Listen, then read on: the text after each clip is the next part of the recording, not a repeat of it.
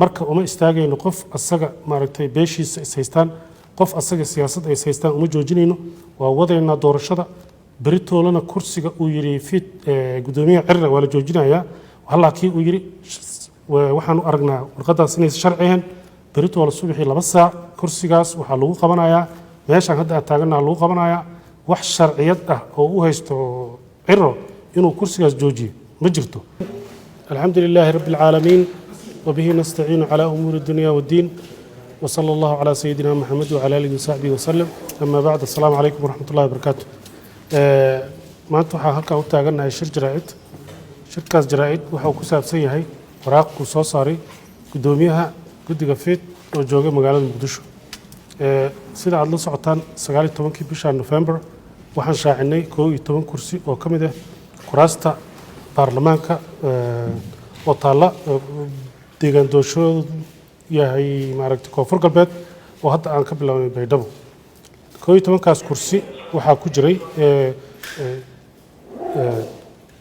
kuraasyo kala duwan oo isugu jira 3 maanta aan dhamaynay oo ahaa 182 170 iyo 171 waxaa jirta in oo gudoomiyaha fit maaragtay annagoo shaqadii ku jirna oo kuraastii oo maaragtay saddexda maanta aan ka shaqeyn saddexdii kursi aan ka shaqeynayno aan ka war helnay kaliya inuu waraaq soo saaray oo ku soo social media soo isticmaalay asagoon aan nagala tashan waxa ay ku saabsan sida sharcigu uu yahay qof walba oo Soomaali ah oo iska leh maaragtay wuxuu leeyahay xuquuq lagu doorto waxna uu ku doorto waa xuquuq baarlamaani ah qof walba xaq uu leeyahay la doorto hadiiba maskaxdiisa ay taan tahay caafimaadkiisu kaam yahay Soomaali uu yahay wuxuu xaq u leeyahay in la doorto وانا وحضرته waxaa dhacday in kursi numberkiisu yahay 103 maaragtay dad ay u soo tartameen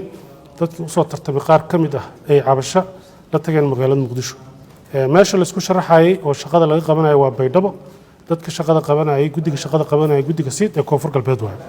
guddiga siid ee koonfur galbeed waxa uu ka war helay shalay in maaragtay cabasho uu muujiyay Maxamed Cusmaan Jawaari oo ahaa aqoonyahankii ugu weynaa koonfur galbeed ninkii ugu dastuur aqoonshaha badnaa Soomaaliya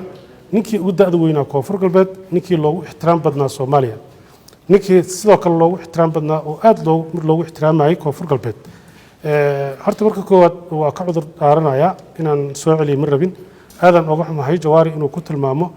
maaragtay dad maaragtay gun ah reer koonfur galbeed ee uu yiraahdo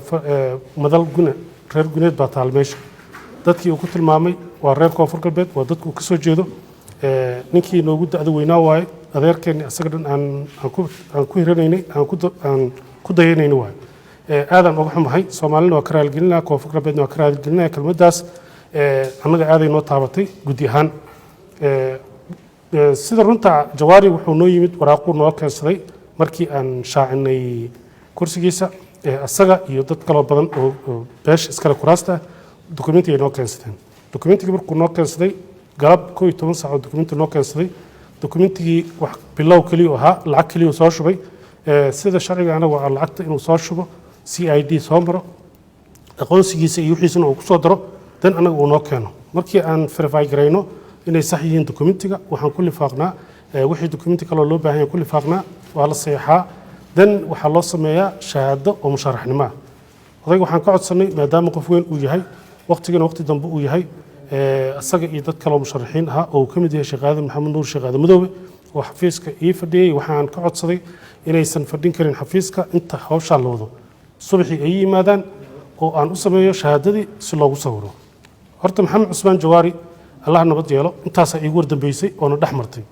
waxaan ka war helay social media asagoo isticmaalay oo leeyahay waxba la saas la yeelay I don't know sida la yeelay meeshaan waxaa jooga guddiga fit oo dhinacayga waxaa fadhiya Cali taagan Cali waxaa kaloo jooga guddiga khilaafaadka saddexdii guddi oo ku shaqo lahaa hawshaas dhinacayga taagan yihiin oo aniga siidkan aan ku jiro haddii dacwad ay dhacdo qof walba xaq buu u leeyahay inuu dacwoodo laakiin qof walba oo socdo iyo wax walba labadii qof oo jidka isku qabsata ma aha guddiga doorashooyinka inay u yimaadaan inuu ka qabanayo kriteeriya leedahay dacwadda wadda la soo maray leedahay qof annaga noo yimid oo siid markaan ka hadlo u yimid oo dacwo ah jawaari ha noqdo ama qof kale ha noqdo ma jiro guddiga khilaafaadka markaan iswareysanay hawshii jawaari aan maqalnay waxaan ka wareysanay wax dacwad inay soo gaartay wax dacwad ma soo gaarin fiidka oo halkaa nala joogay waxaan ka wareysanay wax dacwad inay soo gaartay dacwad inay soo gaarin shoogeen iyagana waa joogaan iyagii mas'uuliyiin hadda dhinacigay taagan yihiin aad iyo aad uga xunnahay intaasoo dhan ninkii sharci yaqaankii Soomaaliya ugu weynaa dictionary Soomaaliya ninkii lagu tilmaamay oo maaragtay dastuurkii Soomaaliya oo dhan madaxa ku hayay in dacwadiisa asaga uu Soomaali u horseedo dacwad aan sharci ahayn uu yiraahdo maaragtay waraaqa lagu joojiyo guddiga sayidka xaq uma laha in qof hebel intuu qof hebel ka dacwado yiraahdo qof hebel waa iga dheer yahay hal iga reebo qof hebel waa iga gaaban yahay hal ii joojiyo ma shaqadooda ma aha qof walbo tartamo waraaqaha inay ka gudoomaan haddii xaq uu yeesho dokumentiga uu soo dhameystiro inay gudbiyaan xaq u leeyihiin haddii jawaari qof ay isdhibsadeen maamul ha noqdo siyaasad ha noqoto qof beeshiisa ha noqdo odayaal ha noqdaan xataa cunug yaroo aan qaangaran hadday isdhibsadaan ama ay wax isku yimaadaan haddii ay xaq u leeyahay dacwadda waxay ahayd inuu soo maro xafiiska koowaad oo dokumentiga ka qabtay oo ah xafiiska tiidka oo aniga aan guddoomiye u ahay haddii aan aniga dulmiyey oo aniga aan ka qaban waayey ama aan ka diiday oo ay dhacday maba dhicine waxay ahayd guddiga khilaafaadka oo shaqo ku leh wixii dacwadda inuu u geeyo haddii uu guddiga khilaafaad ka qaban waayey maba dhicine waxay ahayd guddiga fiidka saddexdeennaba hadduuna soo mari waayo inuu muqdisho tago guddoomiyaha guddiga fiidka oo aan xaq u lahayn kuraas annaga aan cilaaminay dacwad aan naga taalla aan u gudbinay aysan jirin inuu joojiyo aadaan uga xunnahay guddoomiyaha Soomaaliya doorashada wax badan ay sugaysay dadkoo dhan wadankoo dhan wuxuu u baahan yahay maaragtay doorasho inuu galo kuma jiri karo intaan kadib doorasho la'aan haddii markii hore lagu marmarsiyoonaya siyaasiyiin maaragtay hakinay anaga waxaan diyaar u nahay inaan wadno marka uma istaagayno qof asaga maaragtay beeshiisa is haystaan qof asaga siyaasad ay is haystaan uma joojinayno waa wadaynaa doorashada beritoolana kursiga uu yiri fiid guddoomiyaha cirra waa la joojinayaa halkii uu yiri waxaan u aragnaa warqadaas inay sharci ahayn beritool subaxii 2 saac kursigaas waxa lagu qabanayaa meeshaan hadda taaganahay lagu qabanayaa wax sharciyad ah oo u haysto cirro inuu kursigaas joojiyo ma jirto haddii sharciyad u haystaan hanuu qanciyo ma uusan nala tashan ma uusan noo sheegin social media kama maartay communication uma aha guddiga barbuu leeyahay oo ku kulmo taleefanaa jiro inuu wax noo sheegay wuxuu noo sheegay ma jirto inta hadda aan ka soo sheekeyno waa la soo maray wax ka duwan lama soo marin maxamed cusmaan jawaari qof muslim oo Soomaali ah oo ninkii ugu weynaa koonfur galbeed waay ninkii ugu cilmiga badnaa waay ninkii maaragtay aan qadarinta iyo mudnaa waay kalmadaha ka soo yeeray horta anaga ma aadan mudneen laakiin aniga waxaan mar labaad leeyahay guddoomiye maxamed cusmaan jawaari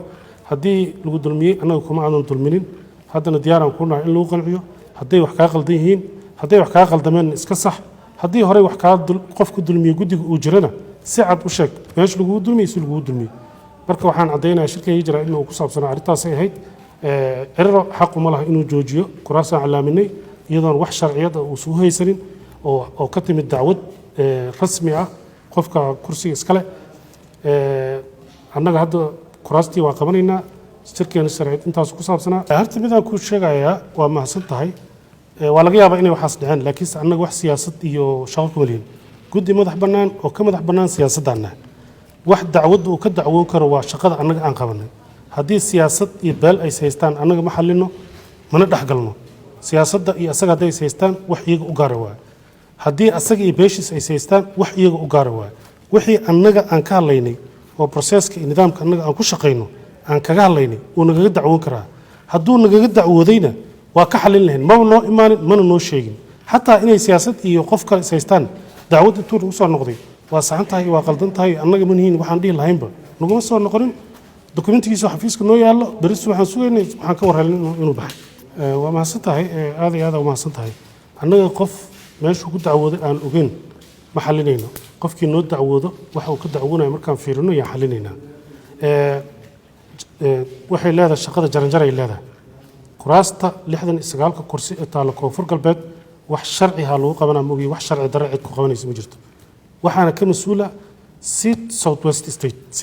State anaa guddoomiye u ah waa aniga inay iga bilaabataa dacwadda qof alla qofkii dacwoonayo oo aniga aan wax ka hadlaynin kismaayo dacwadda ka dhacayso aniga ima imaanayso ninka oo aan soo sharaxin haddii muqdisho oo ka shakiyay in maaragtay isagoo muqdisho joogo oo ka shakiyay in laga raayna hadduu fiid u dacwoodo wuu dacwooday ka jawaab maa liidhahayaa aniga waxaa liigu leeyahay 69kan kursi koonfur galbeed taallo ninkii baydhabo yimaada oo shaqo aan u qabto haddaan ku dulmiyo inuu iga dacwoodo taasaan ka jawaabaya aniga annaga ka guddiga xalinta khilaafaadka waxaan nahay hay-adda u qaabilsan doorashooyinka xalinta khilaafaadka iyo cabashooyinka soo gaarta ee ka timaado in habraacyada loo maray in doorashada dhacayso kuraastaasi ha ahaato ergo ama ha ahaato diiwaangelin ama ha ahaato dhinacay doonto ahaataba marka guddiga ugu sarreeya ee loogu imaanayo xalinta cabashooyinka amase tabashooyinka ay soo gudbinayaan musharaxiinta iyo codbixiyaasha waa guddiga xalinta khilaafaadka guddiga xalinta khilaafaadka wuxuu leeyahay xubno ku matala dowlad goboleed kasta guddoonka sare ee guddiga oo magaalada muqdisho jooga iyo xubno ku sugan dowlad goboleed kasta xubnahaasi waa 3 xubnood haddana waxay ku sugan yihiin dowlad goboleedka koonfur galbeed 3 xubnood oo loogu talagalay oo ka shaqeynayaan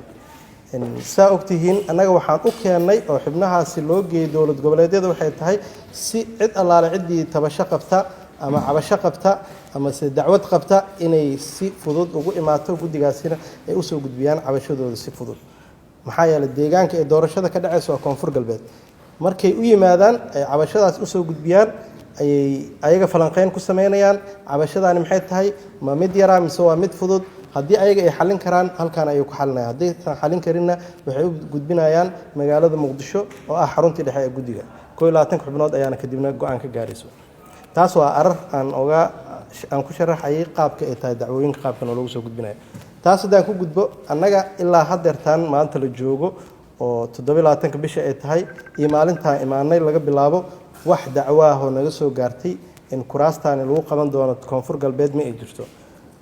si official rasmi ah noo soo gaartay ma ay jirto guddigu waa guddiga u taagan meeshaan waxa uu nimid annaga maahan inaan doorasho qabanno maaha inaan qof diiwaan gelino maaha inaan maxaa lahaa arrimahaas oo dhan shaqadeena maaha shaqadaas waxaa u igman waa guddiga siid iyo guddiga fiid oo howshaas la qabanaya laakiin annaga waxaan u joogno meeshaan waxay tahay waa xalinta khilaafaadka tabashooyinka ka imaan karaan doorashooyinkaas la qabanayo ilaa haddeertaana waxaan caddeynaynaa inaysan soo gaarin wax cabashaa oo ku saabsan kuraastaasi oo dil waxaan rajaynaynaa in cid walba oo tabasho qabto in ay guddiga si toos ah la soo xiriiraan albaabadooda ay u furan yihiin cidna aysan hor istaagaynin cidna aysan oranaynin in xaq uma lihid ama xaq u leedahay la leeyahay qof kasta u soo cabada oo ka soo cabanaya in sifo sharciya oo habraaca ay guddiga dejiyeen ee ah xalinta khilaafaadka doorashooyinka golaha shacabka soo marta diyaar ay u yihiin guddiga inay xaliyaan wabillahi tawfiiq assalaamu calaykum waraxmatullahi wabarakaatu الرحمن الرحيم magacayga cali maxamuud maxamed oo ka tirsan guddiga hirgelinta doorashooyinka ee fiid qaabilsan howlgalka guud ee doorashooyinka waxaan mar labaad salaamayaa guddoomiyaha guddiga hirgelinta doorashooyinka heer maamul goboleed Yuusuf iyo guddoomiye ku-xigeenka xalinta khilaafaadka so far horta waxaan si guud u raaligelinayaa dhammaan bulshaweynta ku nool koonfur galbeed ninkii odayga ahaa oo maaragtay role modelkeena ama odaygeena aqoon-yahankeena inuu maaragtay bulshada ereyo aan loogu talagalin uu isticmaalo aad iyo aad aan ugu raaligelinayaa tan kale ka fiid ahaan annaga waxaan u qaabilsannahay wax allaala wixii problem ama dhibaato ay ka imaado qaabkay doorashada u socoto so far siday doorashadu u bilaabatay iyo ilaa ay hadda waqtil xaadir wax dhibaato ah ma aragno guddoomiyaha waaka 2 saac saan xafiiska u tagno ilaa iyo 11 saac ayaan xafiis ka soo baxnaa intii diiwaangelinta la furay marka waxaan xasuustaa professor Jawaari mar uu yimid xafiiska si sharaf oo xurmad leh lagu soo dhaweeyay feelna loo furay feelkiisa anaaba indhaha saaray waxaana lagu balansanaa inuu subaxii kala yimaado maadaama waqtigii uu xoogo gabalkii nagu dhacay wixii ka dambeeyay waxaan ka war helaynaa inuu xamar aaday dan kadib uu qabtay press oo self press yani shakhsi press inuu qabtay horta runtii waxaan aad iyo aad ma aragtay aan ugu xumahay nin aqoon-yahan ah professor ah oo role model ah inuu asoon hubinin ama habraacyada loogu talagalay doorashooyinka asagoo ma aragtay ixtiraamin inuu si nidaam daro ah ma aragtay uu isaga falaado social media ilaa iyo maxaa la yiraahdaa laga soo saaro warqad oo ka soo baxdo gudoomiyaha guddiga hirgelinta doorashooyinka ee fiid gudoomiye waxaa fiican howl kastoo la qabanayo si nidaam oo procedure loogu talagalay nidaamkaas inaad ma aragtay nala kaashatay ay ahayd si gaar si guud waxaan ka raali gelinayaa guddiga siid oo koonfur galbeed warqadaas oo runtii aan dhihi karo lagu fududaaday hase ahaatee hawsha socoto koonfur galbeed 69kaas